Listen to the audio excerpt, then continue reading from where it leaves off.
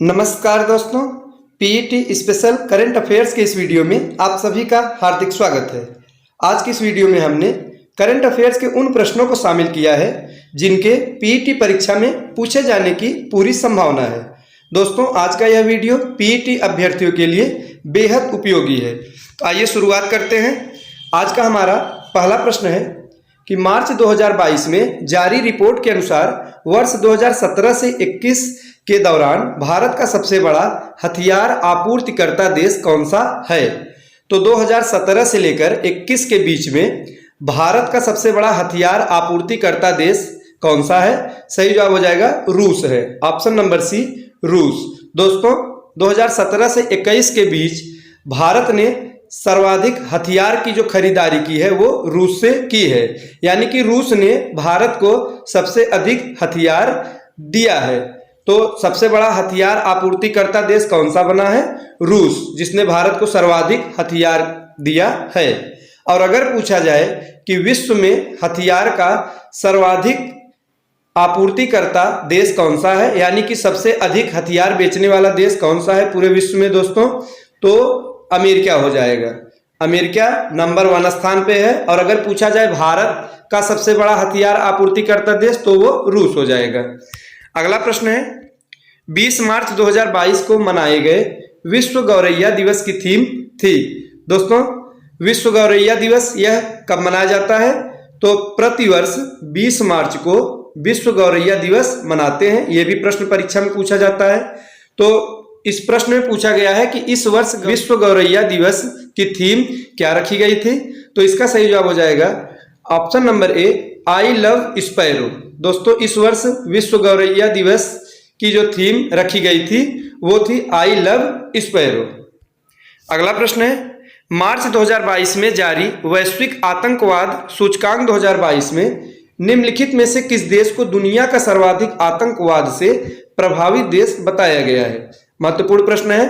तो दुनिया का सबसे अधिक आतंकवाद से प्रभावित देश कौन सा बताया गया है? सही जवाब हो जाएगा Afghanistan. Option number C, Afghanistan. दोस्तों, अफगानिस्तान दुनिया का सर्वाधिक आतंकवाद से प्रभावित देश है। अगला प्रश्न है, भारत का पहला मेडिकल सिटी इंद्रायणी मेडिसिटी भारत के किस राज्य में स्थापित किया जा रहा है? तो इसका सही जवाब हो जाएगा Maharashtra. Option number C, Maharashtra. अगला प्रश्न है, निम्नलिखित में से कौन सा क्रिप्टो प्लेटफॉर्म मार्च 2022 में एपकाइन को सूचीबद्ध करने वाला भारत का पहला क्रिप्टो प्लेटफॉर्म बन गया? तो इसका सही जवाब हो जाएगा ऑप्शन नंबर ए, जियोट्स। दोस्तों, जियोट्स यह भारत का पहला क्रिप्टो प्लेटफॉर्म बन गया है। अगला प्रश्न है, निम्नलिखित में किन दो राज्यों को सुभाष चंद्र बोस आपदा प्रबंधन पुरस्कार 2022 प्रदान किया गया? तो किन दो राज्यों को सुभाष चंद्र बोस आपदा प्रबंधन पुरस्कार 2022 प्रदान किया गया है? तो इसका सही जवाब हो जाएगा ऑप्शन नंबर बी, गुजरात और सिक्किम को। दोस्तों, गुजरात और सिक्किम राज्य को सुभाष चंद्र बोस आपदा प्रबंधन पुरस्कार 2022 प्रदान किया गया है। तो ऑप्शन नंबर बी सही हो जाएगा। अगला प्रश्न है, मार्च 2022 में जारी वर्ल्ड हैप्पीनेस रिपोर्ट में भारत का स्थान है। तो भारत का कौन सा स्थान है? तो इसका सही जवाब हो जाएगा ऑप्शन नंबर सी, 136वां स्थान है। दोस्तों, वर्ल्ड हैप्पीनेस रिपोर्ट में जो कि मार्च 2022 में जारी की गई, उसमें भारत का स्थान 136वां है। अगला प्रश्न है, हाल ही में नीति आयोग के उपाध्यक्ष के रूप में किसने पदभार ग्रहण किया है? तो महत्वपूर्ण प्रश्न है दोस्तों।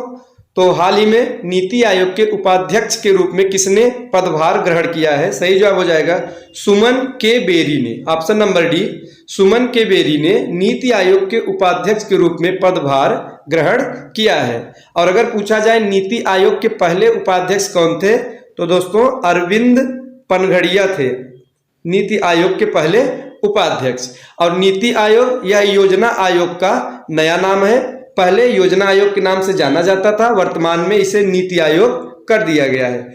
और दोस्तों, अगर पूछा जाए नीति आयोग के अध्यक्ष कौन है, तो नीति आयोग के अध्यक्ष प्रधानमंत्री होते हैं।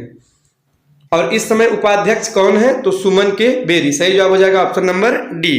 अगला प्रश्न है, निम्नलिखित में से किस देश में भीम यूपीआई से भुगतान की स्वीकृति नहीं है? तो सही जवाब हो जाएगा ऑप्शन नंबर बी, इजराइल में। इजराइल में भीम यूपीआई से भुगतान की स्वीकृति नहीं है। अगला प्रश्न है, हाल ही में जारी इंडिया स्मार्ट सिटीज अवार्ड में किस राज्य को सर्वश्रेष्ठ राज्य का दर्जा दिया गया?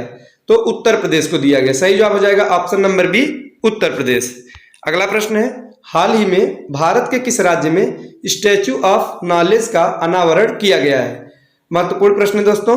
तो स्टैच्यू ऑफ नॉलेज का अनावरण किस राज्य में किया गया है? सही जवाब हो जाएगा ऑप्शन नंबर सी, महाराष्ट्र में। दोस्तों, महाराष्ट्र के लातूर में स्टैच्यू ऑफ नॉलेज का अनावरण किया गया है। और यह किसकी मूर्ति है? तो दोस्तों, डॉक्टर भीमराव अंबेडकर की मूर्ति है, जो कि महाराष्ट्र में स्थित है।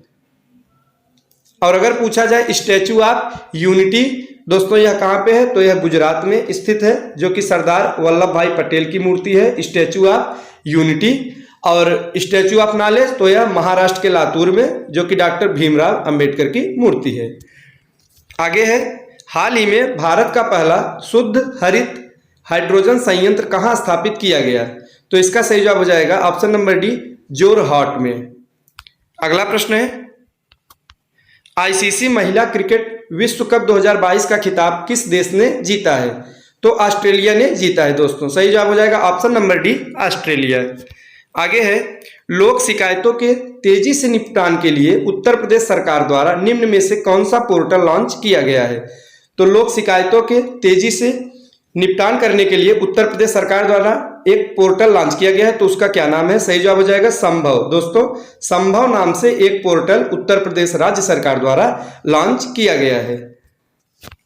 अगला प्रश्न है, पिछले दिनों भारत ने किस देश के साथ द्विपक्षीय अभ्यास बोंगो सागर में भाग लिया? तो दोस्तों, द्विपक्षीय सैन्य अभ्यास बोंगो सागर यह भारत और किस देश के बीच हुआ? तो सही जवाब हो जाएगा ऑप्शन नंबर सी, बांग्लादेश। दोस्तों, बोंगो से बांग्ला, यह याद रखने में आसानी होगा। तो बोंगो सागर भारत और बांग्लादेश। सही जवाब हो जाएगा ऑप्शन नंबर सी। तो दोस्तों, ये थे आज के 15 महत्वपूर्ण प्रश्न। मिलते हैं अगले वीडियो में करंट अफेयर्स के कुछ नए प्रश्नों के साथ। तब तक के लिए नमस्कार।